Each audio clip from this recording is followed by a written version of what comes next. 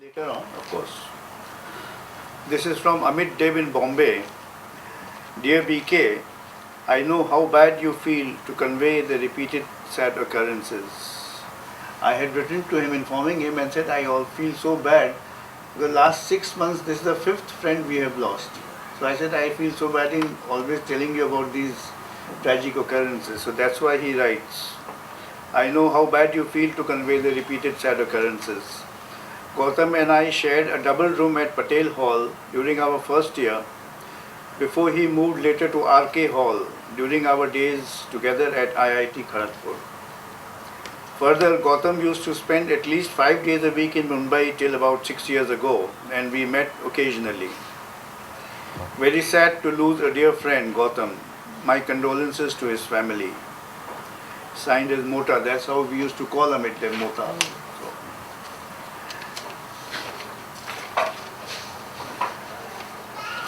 This is again from him only, written a little bit later. Regretfully, I shall miss the condolence prayers as I am currently away from country, but will be there in mind and spirit. I would like a mention to the bereaved family that many IITians from Kharagpur, from his batch, halls and acquaintance have sent me condolences. I understand, and so do they, that individual acknowledgement is not possible. Message from Kirit Patel. It was really shocking to get the news when I was standing with BK. Both of us were shocked to get the tragic news and could not react for some time. We thought 2013 is over and 2014 would be better. May Gautam's soul rest in peace and convey our heartfelt sympathies to the family. From Ashok Jetka. Dear all, I have no words to express what's on. God have mercy on us. I had been in touch with him in the recent past through Facebook. May the Almighty give courage to Gautam's family and rest his soul in peace. With grief, Ashok Jetka. From Sanjoy Chatterjee in Delhi. Oh my God, what on earth is happening? Gautam too has gone. I remember him so well. Gautam from the unique house with the Banka Deyal, the house with the slanting wall. He was such a gentle fellow. Even Mr. Gilbert used to pull his leg. To him, Gautam was George Sen. My sincerest condolences to his bereaved family. May Gautam's soul rest in peace. From Partho Sarkar, San Francisco, who just now here. Yeah. We just heard from Ranjan Ghosh during Shatuchak's condolence meeting that Gautam was very sick, but apparently in no immediate danger. And now this, so soon.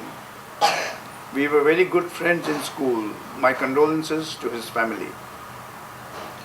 From Bamji in Sydney. Nature will always continue its inexorable ways, and as mere mortals, we cannot change or do anything about it. As the numbers of our group continue to diminish, we stand firmly united in grief, but always remembering the words in the Bhagavad Gita. He who lives the inner life knows that death is truly his resting room. To him, death is anything but extinction. It is a meaningful departure. When our consciousness is divinely transformed, the necessity of death will not arise at all. To transform life, we need peace, light, bliss, and power. We cry for these divine qualities. They cry for our aspiration. They are equally anxious to grant us everlasting life. But until our body, vital, mind, heart, and soul aspire together, the divine power, light, bliss, and peace cannot possess us. The body has death, but not the soul. The body sleeps, the soul flies. The soul stirring words on death and the soul in this chapter of the Gita, let us recollect. Even as man discards old clothes for the new ones, so the dweller in the body, the soul, leaving aside the worn out bodies, enters into new bodies. The soul migrates from body to body. Weapons cannot cleave it, nor fire consume it, nor water drench it, nor wind dry it. This is the soul, and this is what is meant by the existence of the soul. Please convey my heartfelt deepest sympathy to Gautam's family. From Jayant Mazumdar in America. It's sad to hear about Gautam's passing away.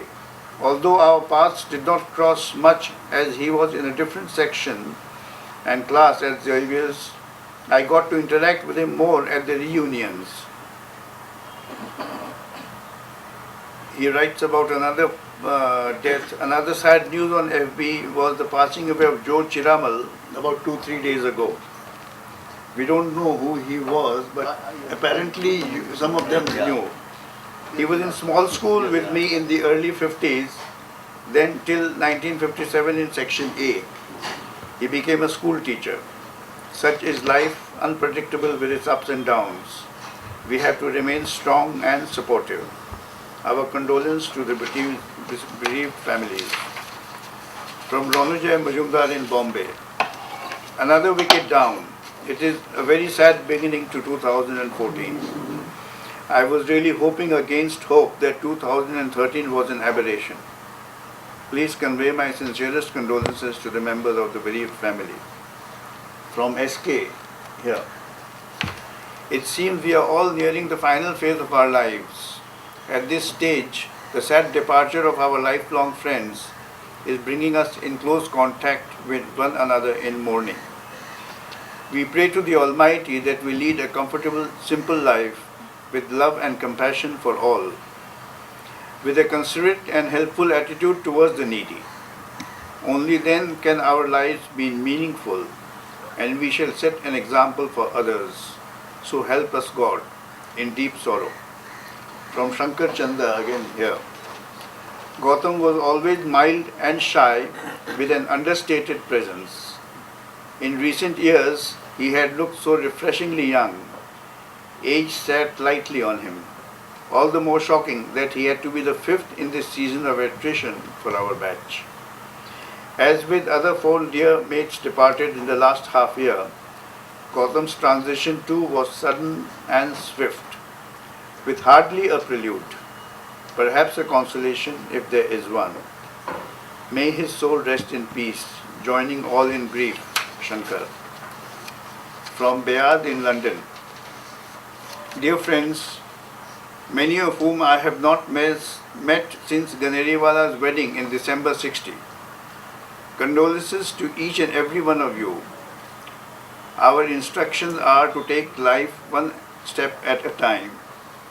Live as if you will be here forever, yet be prepared to leave at any moment. Yaya Bayad. From Amitabh Mukherjee, again America.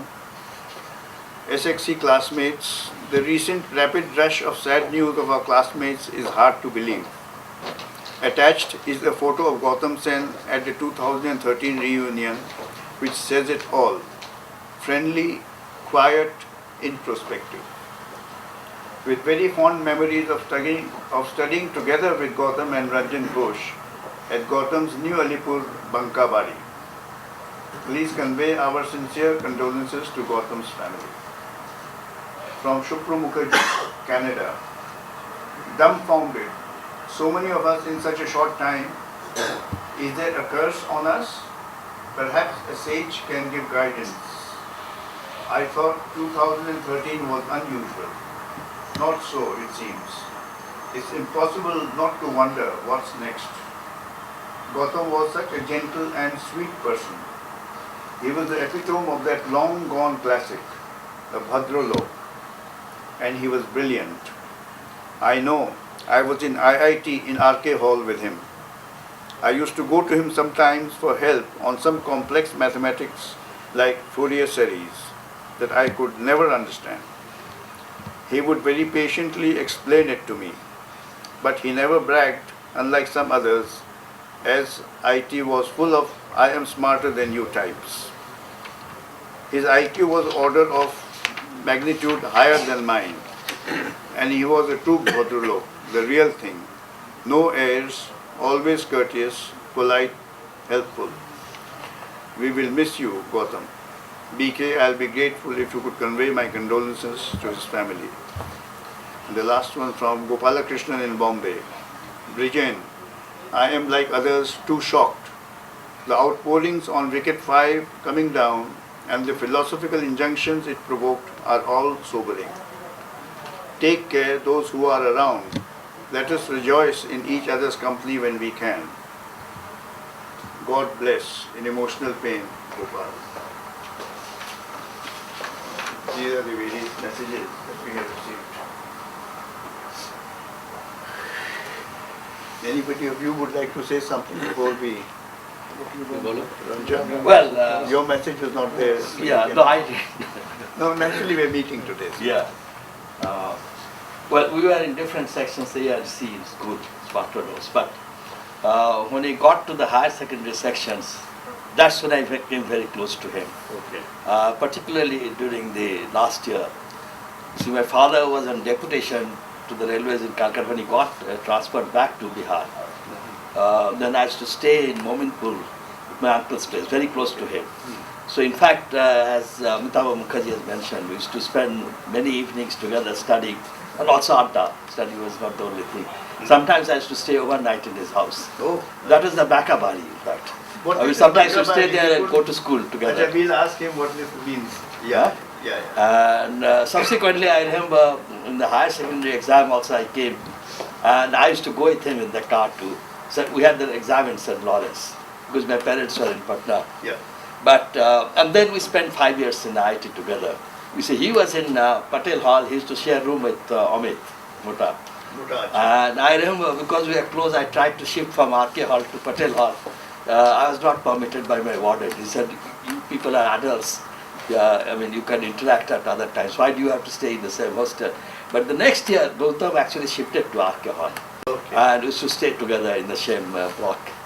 I remember on many weekends we used to go cycling to Jhargram. Once on a long weekend we went to Bishnupur, that is in near Bankura.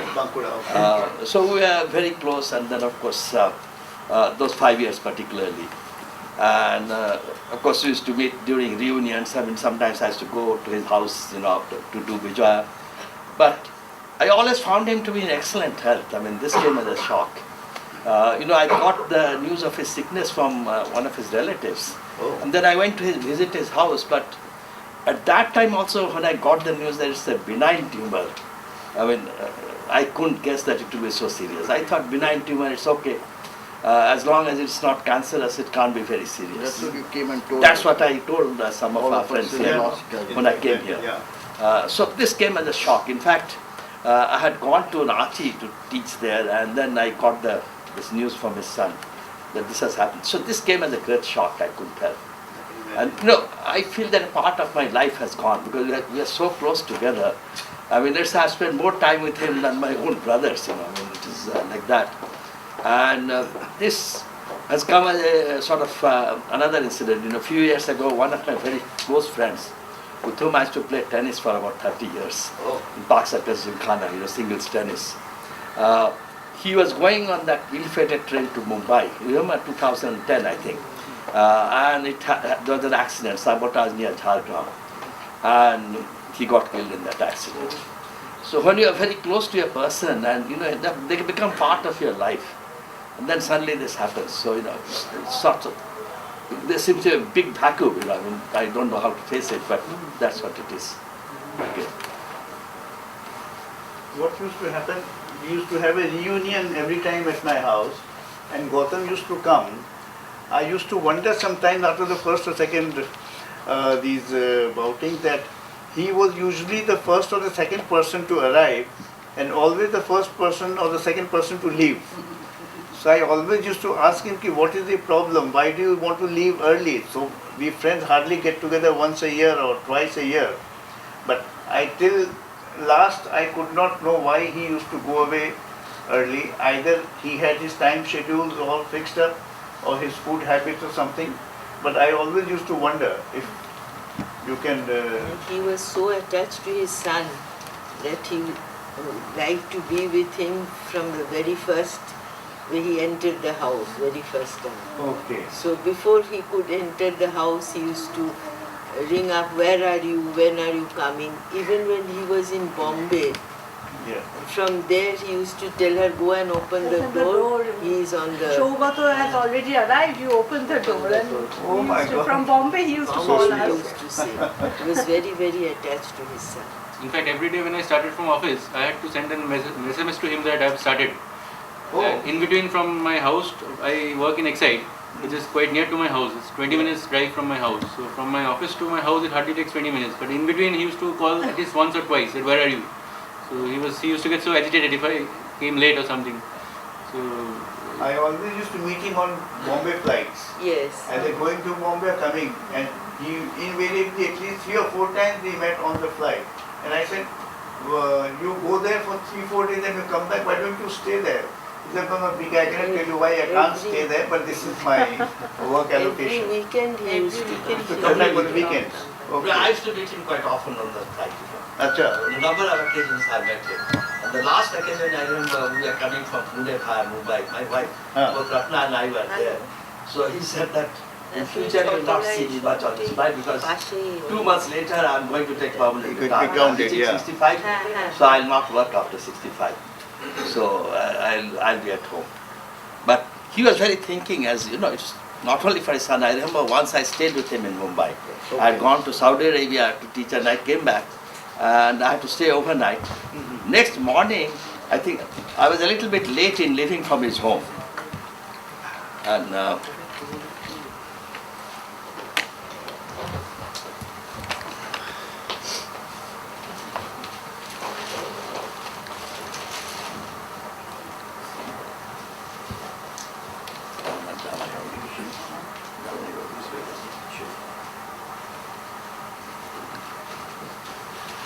so I remember I arrived at the airport in time and I could take the flight. I didn't miss it.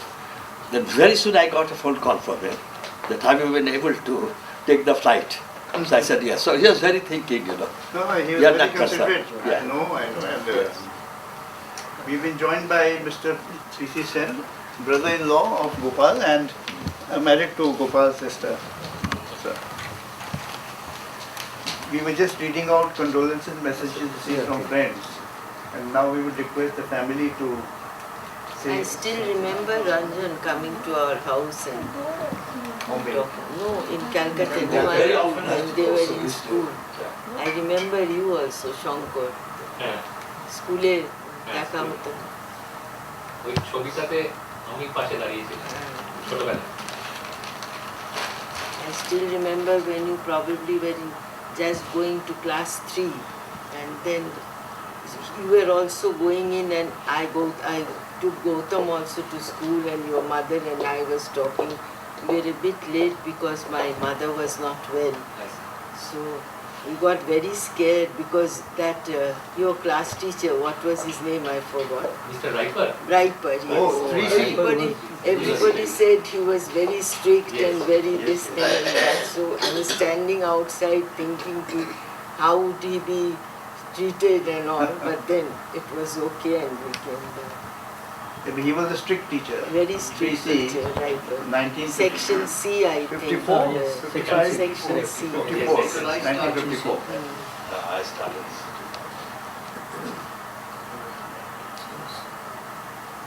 Yes.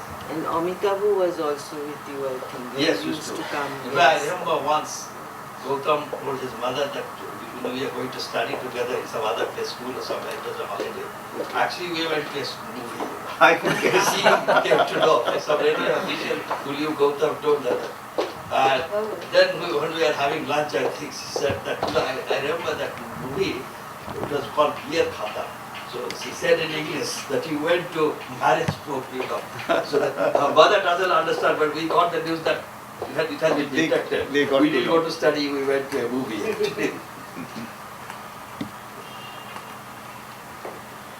Prabhat, would you like to say anything about your father? Firstly, actually, I would like to thank all of you for arranging for such a nice condolence meeting.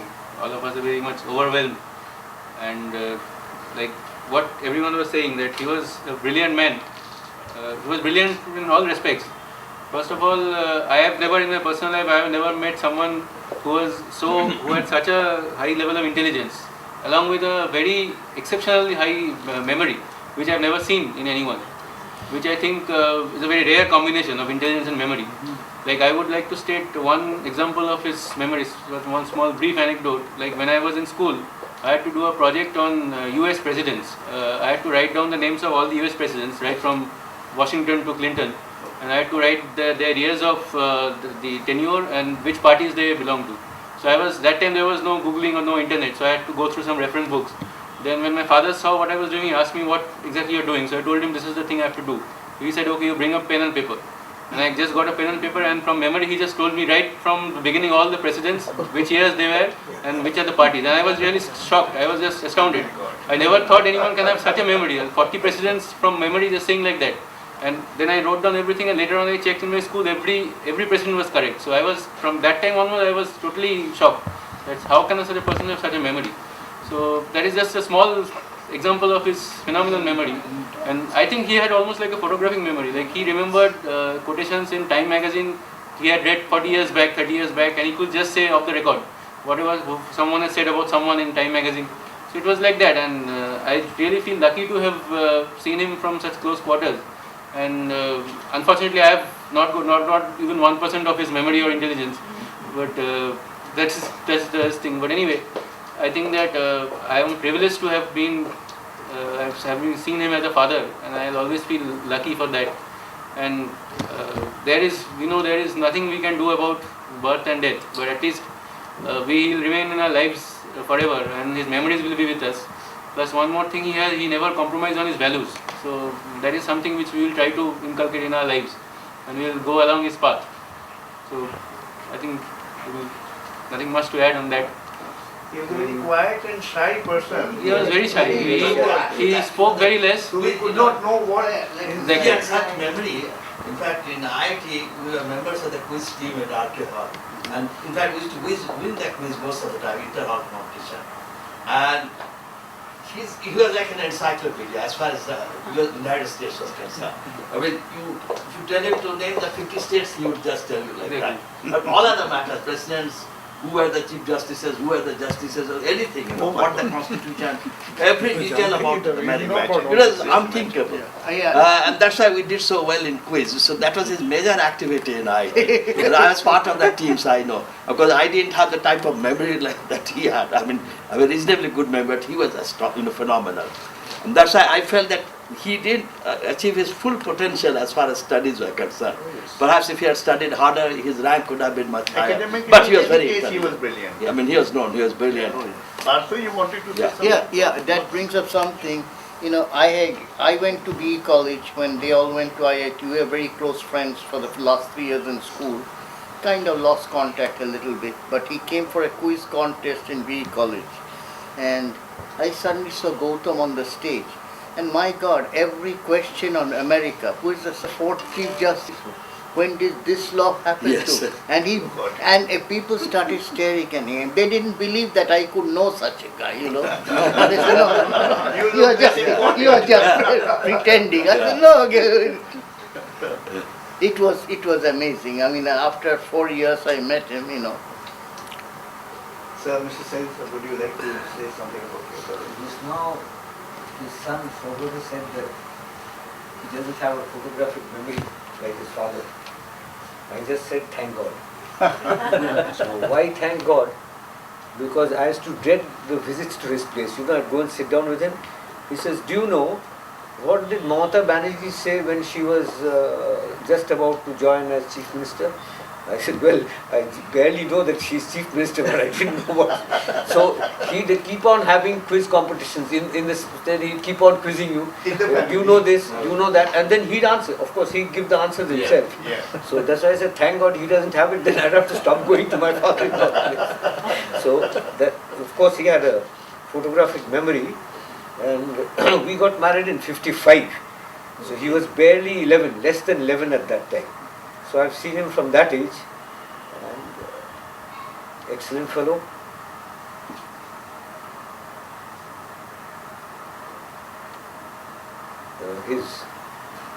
When I was in Peerless,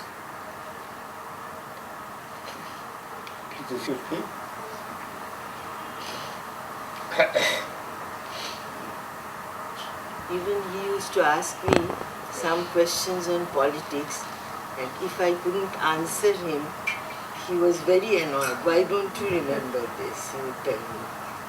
He wanted that I would also be like him and answer all the questions at least in Indian politics. At USA, I don't know anything.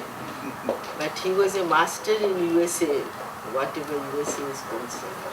Did he have any special inclination for USA, or how did he acquire this? Not that he wanted to go there and stay there, not that at all. Like him, he was very attached to my father, and my mother died very young. So he was very, very attached to my father, and he never wanted to go abroad, only just for a few days if he wanted to go for work or just traveling. But I don't know, from his early childhood he had a fancy for all those presidents and all and this and that. And memory-wise he was wonderful. Just one reading once and he would just blah blah blah blah, he would say everything of the magazine. He didn't like to read Bengali, and my father would say, you look after his Bengali and all. He wouldn't memorize the poetry, but then he said, don't worry, and just gone through once and he would recite it. Oh, photographic memory. It was a God-given memory. I have never seen anyone with such a memory. Never. You see, we used to see during these get-togethers once a year, we would meet friends who not met for 10, 15, 20 years. But immediately, as soon as he came to one of them, he would recognize him, give his name. The other chap would not be able to, but he would give his name, everything. That we were together in this year, and something like that. That was phenomenal. What I was trying to narrate was that he was the managing director of Peerless Shipping. We were had a collaboration with a Norwegian company, and the Norwegian gentleman used to live here. I had a lot of faith in the Norwegian person because he built the company up. Then one day Gautam rang me up from Bombay and said, you know, this man is a thief. I said, I haven't the foggiest idea. He came out with all the details of what this man used to do at night, remove things from the ship and send them off to Norway.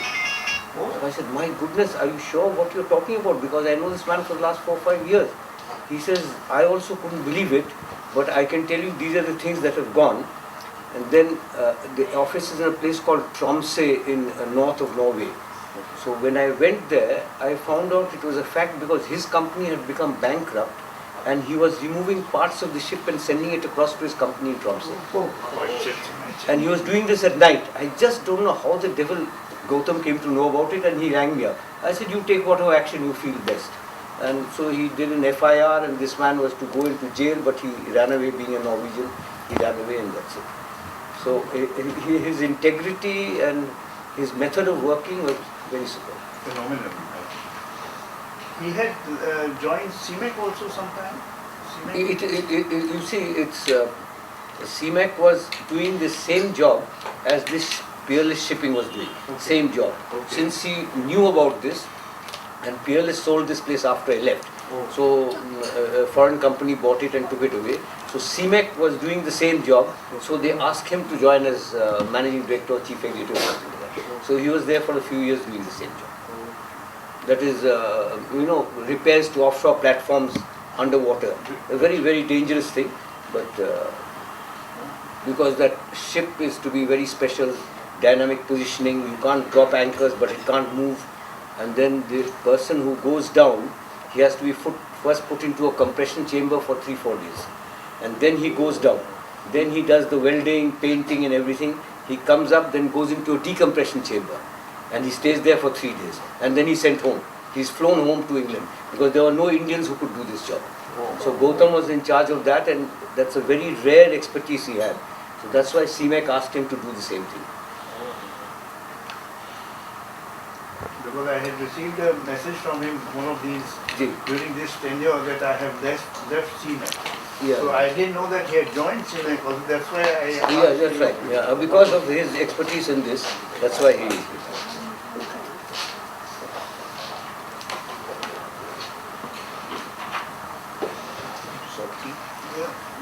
Java, would you like to say? No, sir. That's okay. One of the other questions Gautam had was giving a huge amount of sports, particularly cricket. Oh, yes. Oh, yes. Yes. He could rattle off anything, anywhere. Statistics. All the studies. All the statistics Gautam had. I still remember the time, I think it was during prize distribution. And that day, I think they had the tie test, famous tie In fact, test. I remember when I came to appear in the higher secondary exam from Patna, and you see, there was a West Indies Australia series in December, January, taking place in Australia. So I asked him, the first question was, how much did you study during these 3 or 4 months? We had this vacation period. So he said, I studied, but I lost a lot of time because I had to hear all this, West Indies, Australia, and he said about the tie match. In those days it was actually radio. But he was listening to the commentary on the radio. So he said, for 5 days I heard, and it was so tense that finally it became a draw. Time. I think that was the first tie match. So that was his interest. I mean, cricket statistics also he knew by heart. Everything. In fact, many times when both of us were watching some quiz program, I just post or anything, any question that came up, he was the first to answer. In fact, many times it happened that the participants in the quiz program could not answer on TV. He answers. In fact, I wondered at times if he had participated in any of the quiz program, it would have been a cakewalk for him. He never entered any quiz contest. Earlier in school, major. days, he had done lot of, but later on, in his advanced life, he never went for any quiz program. Well, he had a sense of humor also. I once remember he come to our house, we were on the railways then in Lilua, and his clothes, something were dirty, he'd just come out of He was college. very young at that time. So, School. My wife said, just clean his something, and then she told him, Dekho, তোমার জায়বাবু তোমার পিতৃতুল্য. But he was so close to me, he said, পিতৃতুল্য না হস্তিতুল্য.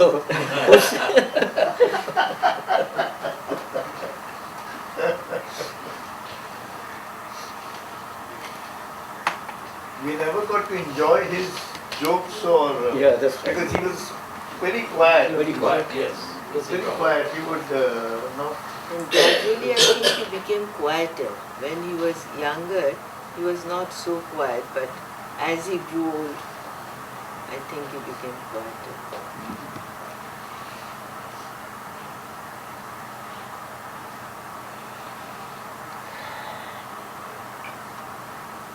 Did he? So it was such a bizarre fact. Ah. The interaction we Actually. coming to know a lot of things about him Yes. now. Very It's really surprising. He would never open up except with very close ones. Conversation was not possible. Yeah. Correct. Because he was quiet. I mean, Very shy and Very quiet. shy type. Other people, Shy there are type. many more loud mouths in Australia. I mean, he's a little quiet in every place. I know. You can't beat up. Right. So Shahid, nice to see you. Kab aaya? Just came a few days back, and read your emails which The are coming mails. with greater frequency now, and bringing all sorts of news. So I thought, since I'm here, I've got to come. But and we thank God that both are there, good memories. That's a wonderful thing. At the same time, the tears are there, which lessens the pain somewhat. And above all is the blessing that there are many friends who are close by, who still have that love, that feeling, that understanding. And I think that's a great blessing. And that comes in many ways. One of it is due to Gautam's being as interactive and as responsible with so many people, being so sensitive. And the blessings are there. But I think the greatest blessing that can come into a situation of this tragedy is to do something constructive in the name of anyone who passes away. And I've said this many times, it doesn't matter where people are, whether they're states or here, anywhere, that if an act of goodness, a giving of $1 or a rupee to a person, remembering him, that increases the payoff for the deceased. And I think it's, and you as a son I can imagine the void in your life that is created. Suddenly you feel there is no roof. Suddenly you feel there is no heart. And suddenly you feel there is no ground. The best way you can fulfill that, of course, tears will naturally follow, that's nature. But I think the best way would be to remember him in some constructive fashion. So some constructive flow ought to come from anyone. And this is a very natural flow, as you understand, of life. The very creation of life means the destiny of death. The very occurrence of death is the affirmation of life itself. In the last 1 year, I think I must have seen at least 15 to 16 to maybe more deaths, one way or the other. Friends, neighbors, cousins, other people who I've known. In one situation in Philadelphia, I guess about a month back, there was a lady who passed away because of cancer. And that is a disease which is hitting randomly all over the place. So going to the cemetery, and lines of cars, they're going there. And on the cemetery door was written the name of the family whose this person would belong to, right? But along with that, I saw another name, which was on top of this name. In other words, there is another person who had passed away. His name was Aydin, Aydin. He was on my mind. Because in 1970, when I went to Penn to do my PhD, he was a psychiatrist, belonged to a Turkish family, and he was a very well-settled man. He became a friend. He was always in my mind. I'd met him. You know how decades are passing like minutes now. So in those minutes or decades, I had not seen him for about two of those decades. He was on my mind. Hope he's doing okay. Then I see this name, it strikes me. So I tell my wife, you park the car, I'm running. So I ran to that grave and I asked, who is this gentleman? So he said, well, this is such and such person. I said, where is Suzanne? Then I go to the other grave. But the unfortunate part is many times we remember people when they're gone. We don't remember people when they are living. And people are living in different states of situations. Yesterday, I went to for bereavement to a family whose daughter-in-law had died at the age of 26. Again, cancer. 2 days before, I went to another family where this girl, same situation, maybe 32 or something like that. Okay, she was suffering from muscular dystrophy. She had 2 children. The children were taken away because she couldn't manage. And she was complete bones. She did not have, she only had her eyes to talk to me because the use of her tongue had gone.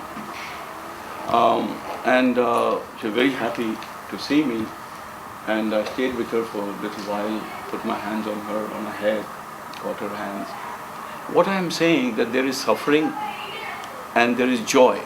Both are interlinked. One side of the coin is the thankfulness and the joy that we all bring together and bring to the world, hopefully. The other is the mission of life. And though that goes away to what Gautam was in a sense trying to do, expand, enhance the sphere of responsibility so that your action, your mission is such that it engulfs many, many people. And we ought to remember that. I'm sure all of you understand, and I thank you all. And Biren, BJ, BK, again, uh, I'm fortunate that I'm here at this time. Who knows who's going to meet whom when? And if the situation should be there, if somehow this group, which you all have done such a great job with, it is very nice to see that this group, and I tell many people about it all over, that the beauty of this group is we are joined together irrespective of what a differentiating human factors are, we all join together. Somehow if this feeling of integrity, of interaction, of interweaving humanity, if that could evolve and pass on from us to the next generation, that would be the classic contribution made by you people. Because that is vanishing. The dining table is taken away. People are not sitting for breakfast, for dining. There is a lot of information, there is very little communication. Families all over the world are breaking down. This is all over. So the best thing that we could do, this group could do, is pass, and in Gautam's case, it has passed on. Because I can see you have the same feeling as your dad had, so he's done the greatest job he had done. He's living through you, so to say. If we can do it to the entirety of our children or friends and so on and so forth, that will be the greatest thing that we could do for anyone. I think that's very, very critical. Some way that ought to find. Give some thought to it, and won't we try to do something towards that end? Yeah, I'm not sure. Maybe at some point, at least people who are here, at least the children should meet. Like you and other people at your age, they could meet and interact that well. This is who we are. See, the problem Shahid, the only thing is that common with between us was that we were studying together. Yes. Our children, they are not together, they don't know, and there is no meeting point. We had a meeting point in our group. Our children, the next generation, there is no meeting point, you see. Right. And they are all scattered. You see, life today has become much different from what it used to be 50 years ago. Here is the paradox. The paradox is here. On the one hand, is globalization, where people in the States are talking to China, to Mongolia, and everywhere else, and yet at the same time we don't know each other. This is the saddest part, and the relationship between people has become very arm's length relationship. To the extent I want to know you, I know you, but beyond that, we don't want. Now, this goes back to the analogy of the tree, that there are branches, but there are roots. The unfortunate part is branches are there, the roots are eroding. So no branch can, so my fear is we are in for a deep trouble as far as civilization itself is concerned. Because the family structure breaks down, the units of the family breaks down, then the society itself and civilization itself is a problem. Anyway, we do whatever we can. We're so thankful that all of us are here, a few tears, a few smiles and laughter, and combined into one, and at least we get to know each other. It's a wonderful that you people are doing, and I thank you for it. Tea is ready in that. So, Last night I was reading a book by Robin Sharma. He wrote Technology Has Broken Up the Friendship and Families Totally. Technology. He writes very well. And Robin Sharma, he writes very well. Yes. Very sensible, very sensible. Very sensible. Yeah, because technology and tradition are on crossing each other. There's an accident going on. I remember once in IIT Kharagpur a few years ago, I had gone there. Yes. Hello. And I decided to visit my old hall, my room where I used to stay, and the common room. Now, in the common room, in our time, there was a table tennis board, and just with newspapers and magazines people used to read. So we went there in the evening. In our time, there would almost be a queue for reading the not a single person. And the table tennis, there used to be a queue for that. Nobody was playing. So then I asked these colleagues of mine, where are the boys, He said, they're all in their rooms. Browsing on the internet. They're on the internet. We have provided them computers, and this is the consequence. They don't interact with each other. They don't go to the common room. They're only on the computers. So that is what technology has done. Come.